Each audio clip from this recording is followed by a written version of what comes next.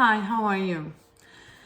I want to talk to you today a bit about feeling rejected because this is a topic that I touch upon a lot with my clients in therapy. I have a lot of clients who are dating or are having friends, and they find themselves a lot in this situation where people reject them. They're either ghosted, or people don't answer their phones anymore, or simply people come and they tell them, either their partner or the person that they're currently dating, or their friend or their family member, that they actually don't want a relationship with them. And usually what happens is that we get into this response where we really want to grab that person and be with that person. This is why, like when you're in the dating phase and then one of the partners starts pulling away, our natural tendency is to go towards that person. And this is because actually what happens is that when we feel this pain of being rejected by somebody, the same area of physical pain lights up in our brain.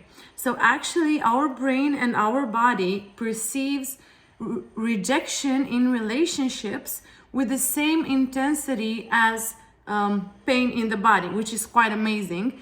And I think it's really interesting because it's actually an evolutionary response. Because if you think about it, many years ago, we used to live in tribes. And if somebody was rejected from the tribe, they would have probably never have survived on their own. So actually, when somebody rejects us, our brain tells us, oh my God, this is really scary. We are going to die.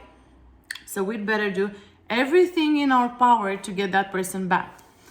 And in all my years of practice with my clients and my trainees, we always get to this point where they feel really rejected. And then how do you deal with this feeling of rejection?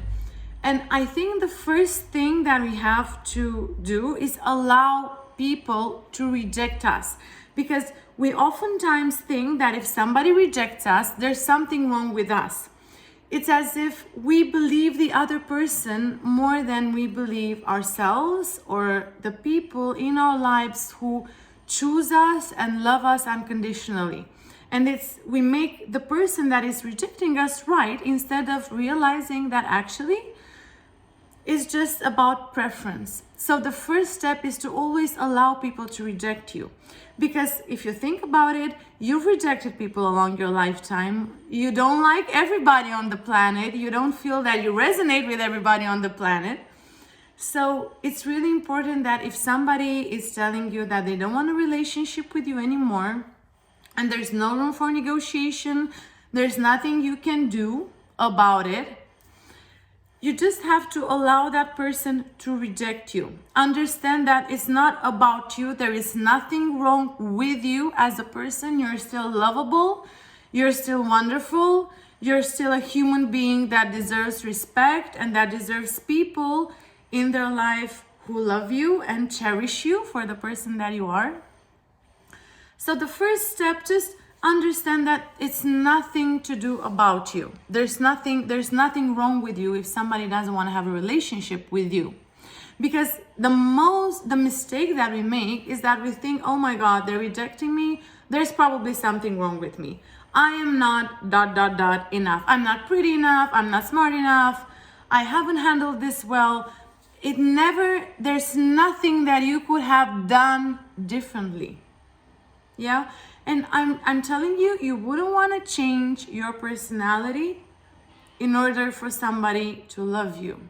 This doesn't mean that you get to be nasty or you get to be really bad to people. But this is about those normal situations in life where somebody is just like ghosts us or doesn't want to have anything to do with us anymore.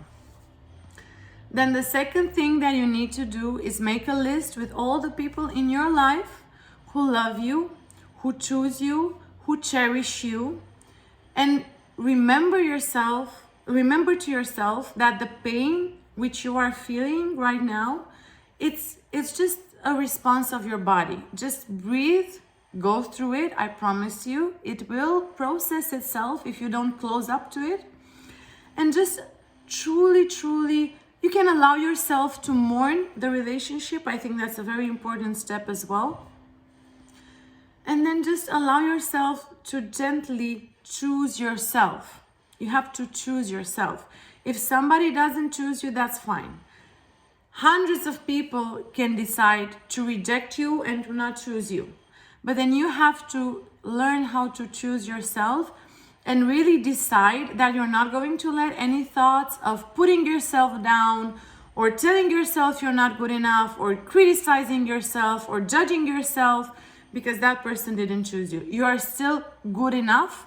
You are still wonderful. You still have friends. People still love you. And look at all the resources that you already have in your life and give people that option to not like you and to reject you, and know that even if they don't, and even if the pain seems unbearable, it's just because it's a response that we have in our system in order to protect us. So if you just allow them to do that and understand that if they do that, you're still going to survive. Life will go on. Amazingly, life is going to go on. There are people in your life who like you and you're wonderful. Then I promise you it's going to be much easier, and you will not put your self-esteem so much in the outside, but rather start choosing yourself on the inside. It's been lovely sharing this theme with you. I love you. Have a wonderful day. See you soon.